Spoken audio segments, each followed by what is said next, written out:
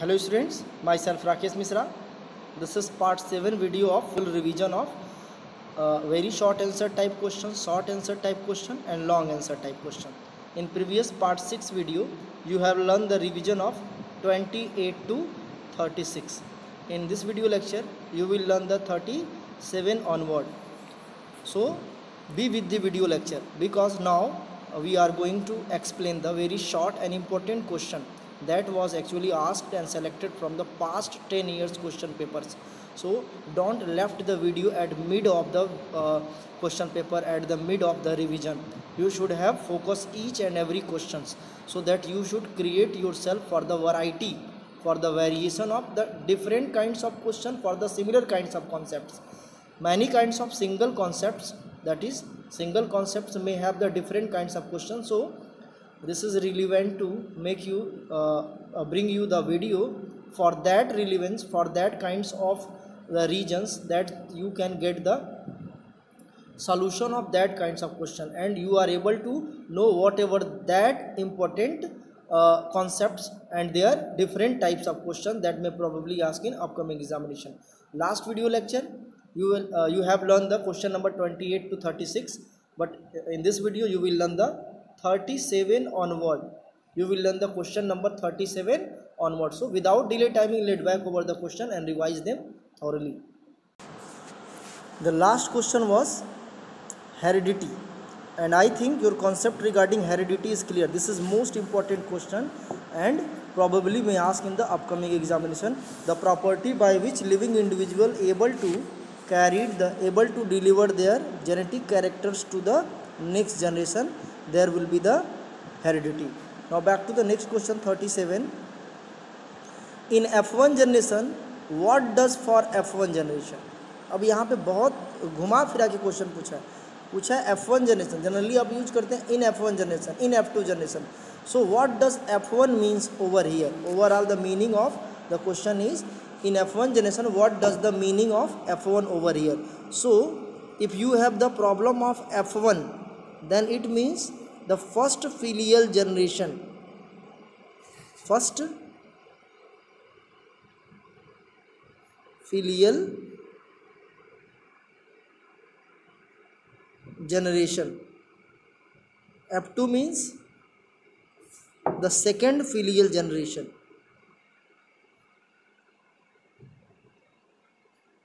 Second filial generation. ठीक है, तो इस तरह से F3 F4 ये हो सकता है. इसमें first filial generation, second filial generation, third filial generation, ये सब अलग अलग फिलियल जनरेशन होते हैं. फॉर एग्जांपल जैसे अभी इसको आप नोट कर लीजिए, फिर मैं बता रहा हूँ. आई होप नोट कर लिए होंगे. चलो आते हैं. जैसे फॉर एग्जांपल ये कोई पेरेंट्स है, ये दो पेरेंट्स है. ठीक है, इसका ये बच्चा हुआ, तो इस पेरेंट्स को हम बोलेंगे P और इसको बोलेंगे F1. इसका मैरिड हुआ, इसके भी बच्चे हुए, तो इसको बोलेंगे F2. ठीक है, इसका भी मैरिड हुआ और इसके भी बच्चे हुए, तो इसको बोलेंगे F3. यानी कि ये पेरेंटल जनरेशन है, ये first filial generation, second filial generation, third filial generation. I hope आपका कॉन्सेप्ट क्लियर हो गया होगा. F1 means first filial generation, first filial generation. ठीक है, दोबारा ये अगर एग्जाम में पूछेगा तो कॉन्सेप्ट नोट कर लीजिए, ये क्वेश्चन के साथ आंसर को भी नोट कर लीजिएगा. ठीक है, आप वीडियो को डेली देखेंगे तो आपको किसी भी तरह की गाइड फाइड, बायोलॉजी के लिए तो कुछ पढ़ने की जरूरत ही नहीं है. डेली आप वीडियो देखिए, क्योंकि इसके बाद मैं लाइव प्रोसेस से कॉन्सेप्ट को टच करने वाला हूँ. अभी आपको चल रहा है हेरिडिटी इवोल्यूशन. हेरिडिटी इवोल्यूशन से सबसे ज़्यादा क्वेश्चन बनते हैं, कॉम्प्लिकेटेड क्वेश्चन बनते हैं. अगर वो सॉल्व हो गया सारा, तो इसके बाद हम पहुंचेंगे सीधे लाइव प्रोसेस से. लाइव प्रोसेस के क्वेश्चन को पिक करेंगे, उसके बाद आएंगे हम लोग रिप्रोडक्शन वाले चैप्टर से. ठीक है, आप जानते हैं नेचुरल रिसोर्स के सारे question, fill in the blanks, MCQ, long and short, सब कुछ खत्म हो गया. ठीक है, अभी लॉन्ग एंड शॉर्ट उसमें बाकी है. फिलहाल वो कॉन्सेप्ट बेसिस क्वेश्चन था. अगर टाइम मिलेगा तो हम लोग उसको भी लॉन्ग एंड शॉर्ट रिवाइज कर देंगे. ठीक है, अभी लॉन्ग एंड शॉर्ट किसका किसका फोकस करना है? लॉन्ग एंड शॉर्ट सिर्फ जो है हेरिडिटी इवोल्यूशन का और लाइव प्रोसेस का. ठीक है, और रिप्रोडक्शन का. टाइम मिलेगा तो नेचुरल रिसोर्स का भी क्लियर कर देंगे. चलो आते क्वेश्चन नंबर 38 पे. 38 क्या बोल रहा है, 38 बोल रहा है आपका, इन case of round yellow and wrinkled green seed of P plants which one is dominant. कह रहा है कि अगर आपके पास राउंड येलो है और रिंकल्ड ग्रीन है, ठीक है, और ये दोनों पी सीड के हैं, तो उसमें से कौन डोमिनेंट होगा? सबको पता है भाई, हमको मूर्ख मत बनाओ। ये डोमिनेंट है, ठीक है। राउंड येलो क्या होता है? डोमिनेंट, और उसका जो जीनोटाइप बनता है वो capital R capital R capital Y capital Y. और ये क्या होता है? रिसेसिव होता है। ये क्या होता है? रिसेसिव। और इसका जो जीनोटाइप बनता है वो small r small y small y, ठीक है। तो ये डोमिनेंट और रिसेसिव के कॉन्सेप्ट हो गए। आई होप ये पूरा का पूरा कॉन्सेप्ट आपको क्लियर है, ठीक है। चलो आते हैं नेक्स्ट। नेक्स्ट क्या है? Describe any 4 ways by which individual with a particular traits may increase in population. Describe any 4 way by which individual with a particular traits may increase in a population. कह रहा है कि कोई individual अपने population में कोई 4 तरीका बताइए कि अपने ट्रैट्स को 4 तरीके से, ठीक है, अपने ट्रैट्स को 4 तरीके से किसी पॉपुलेशन में इंक्रीज कर रहा है। जैसे आपके पास जैसे मान लो ये एक पॉपुलेशन है, ठीक है, ये एक पॉपुलेशन जिसमें एक इंसान इस कलर का है, ठीक है, दूसरा इंसान ऐसे है, ठीक है, तीसरा इंसान इस कलर का है, चौथा इंसान इस कलर का है, पांचवा इंसान ये कलर है, ठीक है, छठवां इंसान इस कलर का है, ठीक है, सब में अलग अलग वैरायटी मैं दे रहा हूँ, सातवां इस कलर का है, ठीक है, और आठवां इस कलर का। तो हमको पॉपुलेशन कितना मिला? हमको कुल मिला करके ये एक ही पॉपुलेशन है, 1 पॉपुलेशन। पॉपुलेशन एक है, लेकिन देखो कोई रेड है, कोई ग्रीन है, कोई पर्पल है, कोई ब्लू है, ठीक है, कोई वायलेट है, कोई ब्लैक है, तो ये पिंक है, तो कोई ब्लैक है, तो ये हमको अलग अलग पॉपुलेशन मिल रहे हैं, ठीक है। और हमको एक पॉपुलेशन मिल रहा है लेकिन अलग अलग इंडिविजुअल मिल रहा है। पूछ रहा है इसके पीछे की कहानी क्या है? 4 ऐसे रीजन बताइए कि हमको एक ही पॉपुलेशन में अलग अलग स्टोरी देखने को मिलती है, अलग अलग क्या देखने को मिलता है, अलग अलग जो है हमको वेरिएशन देखने को मिलता है। तो नोट कर लो कॉपी में, कुछ ऐसे रीजन हैं जो आपको नोट करने पड़ेंगे। जैसे इसके पीछे का रीजन क्या हो सकता है? वेरिएशन। इसके पीछे का रीजन क्या हो सकता है? वेरिएशन, ठीक है, नोट कर लो पहला रीजन। सेकेंड रीजन नोट कर लो कॉपी में, सेक्सुअल रिप्रोडक्शन। सेक्सुअल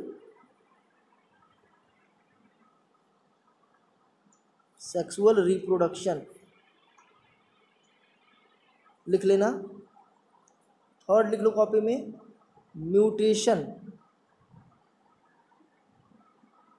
म्यूटेशन क्या होता है भाई? Immediate change in genes. ये डीएनए है, इसके जीन में इमीडिएटली कोई चेंज हो जाए तो इसका फिनोटाइप भी बदल जाएगा, ठीक है। और इसकी डिस्कवरी ह्यूगो डे व्रीज ने किया था, ठीक है। ये जो क्वेश्चन दिख रहा है ये इवोल्यूशन पोर्शन से आता है, लेकिन चूंकि ट्रैट्स वगैरह दिया है इसलिए कभी कभी एग्जामिनर के दिमाग में अगर आ गया तो ये क्वेश्चन मिल जाएगा। तो आपके दिमाग में क्या आएगा उसी के लिए मैं इसको पिक करके आपके सामने लाया हूँ, ठीक है।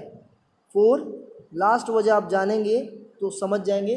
फूड भी एक वजह होता है वेरिएशन के लिए, ठीक है। अगर फूड ज़्यादा अमाउंट में मिला तो ह्यूमन बीइंग ही हो वो बड़ी साइज का हो जाएगा, ठीक है। बड़ी साइज मतलब थोड़ा सा हेल्दी दिखेगा, ठीक है, उसके सामने कोई दूसरा वाला अनहेल्दी दिखेगा। फूड ह्यूमन बीइंग के केस की मैं बात छोड़ दूँ, किसी एक नेचुरल वे में अगर कोई खाता पीता बफेलो है या खाता पीता सांड देखे होंगे, वो जैसे लगता है अलग वैरायटी। आपके घर में बैल है वो थोड़ा सा दुबला पतला रहेगा, लेकिन छुट्टा सांड देखे होंगे खूब खा पी रहा है, इधर उधर मार खा रहा है, मार भी खाता है, खाना भी खाता है, मार भी खाता है। लेकिन यहाँ पे क्या कर रहा है, ये फूड जो है काफ़ी इंपॉर्टेंट रोल प्ले करता है। तो इसमें आप सबके बारे में थोड़ा थोड़ा लिख लेंगे। Variation causes the difference among the individuals because of having phenotypic traits. ये क्या हो जाएगा? Sexual reproduction. How sexual reproduction causes the variation among the organisms? As we know that for sexual reproduction there is need of 2 parents, then each parents have the unique characters which may often form the hybrid characters in the next generation. Mutation, immediate change in genes which causes the phenotypic difference among the offspring. Food लिखेंगे copy में, as we know that the good source of food are responsible for the good health that may increase the different phenotypic characters in next generation. ठीक है, तो 4 reason पूछा, 4 reason आपके सामने हो गया. अब आते हैं नेक्स्ट. लिसन क्या है, नेक्स्ट क्या पूछ रहा है, नेक्स्ट क्वेश्चन ये पूछ रहा है आपके सामने है. ठीक है, क्वेश्चन ये पूछ रहा है variation that confer an advantage to an individual organisms only with survival in organisms justify the statements. कह रहा है कि वेरिएशन जो है अगर इंडिविजुअल के लिए एडवांटेज है तो सिर्फ और सिर्फ जो है सर्वाइवल के लिए, पॉपुलेशन में सर्वाइवल के लिए रिस्पॉन्सिबल है. इसका आपको जस्टिफाई करना है. तो 2 लाइन में हेल्प कर दे रहा हूँ, बाकी मैं बोल दे रहा हूँ, मुंह से नोट कर लेना, लिख लेना कॉपी में. Useful variation always beneficial to organisms with respect of their body design. लिख लो कॉपी में, यहाँ पे लिख दे रहा हूँ useful variation, useful variation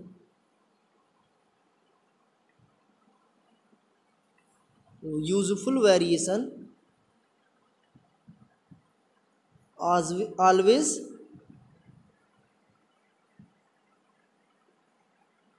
beneficial for the living individual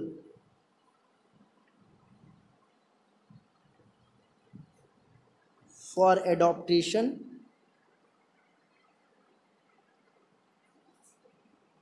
and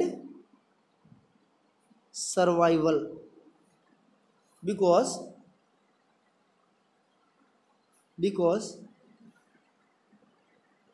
the regular traditional, लिखिए कॉपी में, the regular traditional inheritance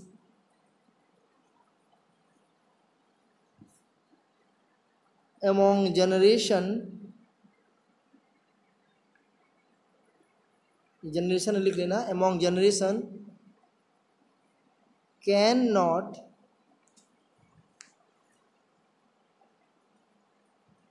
give the properties of adaptation due to unchanged genetic constituents. ठीक है, ये इंपॉर्टेंट पॉइंट्स है. फिर से एक बार मैं इसको मुंह से बोल दे रहा हूँ और एक एक लाइन को एक्सप्लेन कर दे रहा हूँ, नोट कर लीजिए अगर छूट गया हो तो. Useful variation always beneficial for the living individual for adaptation and survival because the genes regulate traditional inheritance among generation cannot give the properties of adaptation due to unchanged genetic constituents. यानी कि अगर जो traditional कोई parents है अपने jeans को offspring में, same jeans को अगर ऑफस्प्रिंग में ट्रांसफ़र कर रहा है तो पेरेंट्स की जो एबिलिटी है वो ऑफस्प्रिंग में भी आ जाएगी. फॉर एग्जांपल जैसे मान लो कि पोलर बियर है, ठीक है, ये पोलर बियर रह रहा है तो इसके बड़े बड़े बाल हैं, ठीक है, और अगले जनरेशन में ये अपने बाल वाले कैरेक्टर्स को अपने ऑफस्प्रिंग में यानी F1 में ट्रांसफ़र कर दिया. लेकिन ये टेम्परेचर बढ़ गया 50 डिग्री सेंटीग्रेड. अब इसको तो ज़रूरत थी नहीं लेकिन आ गया तो ये भी मरेगा क्योंकि इसके पेरेंट्स भी मरे. इस वजह से यहाँ पे इसके बॉडी में वेरिएशन होना ज़रूरी है और ये वेरिएशन इसके एडॉप्टेशन के कारण आएगा क्योंकि ये एडॉप्ट कर रहा है 50 डिग्री सेंटीग्रेड पे और इसके बाप दादा जो है 0 degree centigrade to -50 degree centigrade पे अडॉप्ट किए थे. तो यहाँ पे इस पोलर रीजन के, इस पोलर बियर के लिए एडॉप्टेशन एडवांटेज क्रिएट करेगा. एडॉप्टेशन इसके लिए यहाँ पे जरूरी हो जाएगा. तो लिखेंगे एज एग्जाम्पल पोलर बियर का एग्जाम्पल लेकर के लिखेंगे. In case of polar bear if the same kinds of big hairs and blubbers the thick fatty layers are gained by the offspring from the parents and the rising temperature are as similar, then the offspring cannot survive in the particular habitats because it got the traditional genes, it got the traditional genotype from their parents. So that traditional genotype for the long hairs, big hairs and the thick fat layers is not required actually, because they are not live in the very cold habitats and having very chilled weather as like their parents. So they required very less and short hairs that need variation. So variation sometime is essential, and that variation is known as useful variation. So always useful variation confer the advantage of an individual organisms. Keep in mind that is responsible for survival. ये पूरी बातें आप दोबारा से देखेंगे और लिख डालेंगे। चलो आते हैं नेक्स्ट 40 के बाद आते हैं right the full form of DNA. कितने लोग हो जो डीएनए का फुल फॉर्म लिख लोगे? चलो कितने लोग ऐसे हैं जो डीएनए का फुल फॉर्म लिख लिए होंगे? जितने लोग लिख लिए होंगे कमेंट बॉक्स में बताएंगे। फिलहाल मैं सबके लिए बता रहा हूँ डीएनए का फुल फॉर्म, नोट कर लो। Deoxyribonucleic acid, note कर लीजिए। Deoxyribonucleic acid DNA का फुल फॉर्म है, ठीक है। चलो आते हैं next. Why variation is essential for living organisms. तो लिखेंगे variation is essential for the living organisms because of survival, because of survival, ठीक है, because of adaptation,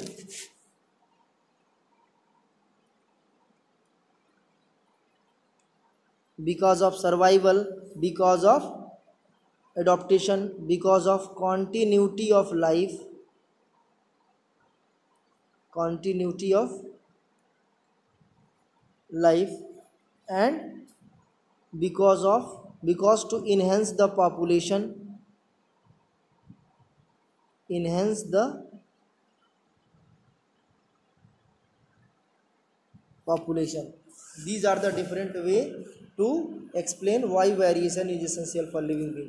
Because of survival in the different atmospheric condition, adaptation in different weather condition, continuity of life and enhance the population is one of the important points that you need to take out. The variation is essential for living organisms, ठीक है। अब आते question number 43 पे। State the importance of chromosomal difference among the egg and sperm of human being. ये question number 43 है, ठीक है। कह रहा है कि आपको इसमें से ये लिखना है, इसमें से ये लिखना है कि क्रोमोसोम का जो डिफरेंस होता है वो एग में और ह्यूमन स्पर्म में क्या क्या होता है, उसके इम्पोर्टेंस क्या है, ठीक है। तो सबसे पहले chromosomal difference, chromosomal constituents of egg is the X chromosomes and the sperm में X and Y chromosome. This is the chromosomal difference of egg. Chromosomal difference of egg, and this is the chromosomal difference of sperm.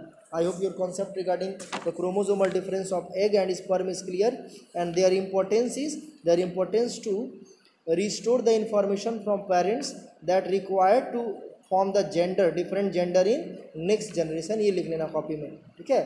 तो ये कुछ important points थे जिसको मैंने बता दिया, इसको आप कॉपी पे लिख लीजिएगा, ठीक है। कभी कभी इस सर्वाइवल के लिए, वेरिएशन ऑफ लिविंग बीइंग के लिए ये useful variation is essential for living being हमेशा लिखते हैं, ठीक है, क्योंकि वेरिएशन हार्मफुल भी होता है। वेरिएशन क्या होता है? हार्मफुल होता है। जैसे फॉर एग्जांपल 2 तरह के बैक्टीरिया का एग्जांपल आपके बुक में दिया हुआ है। Bacteria that live in high temperature, temperature plus लगा दिया, and bacteria that live in very low temperature, minus लगा दिया। Then if temperature become high, then the low temperature bacteria get eliminated from the system and it will survive. That's why useful, always useful variation. जब भी आप essential variation of living being की बात करेंगे तो हमेशा क्या यूज करेंगे?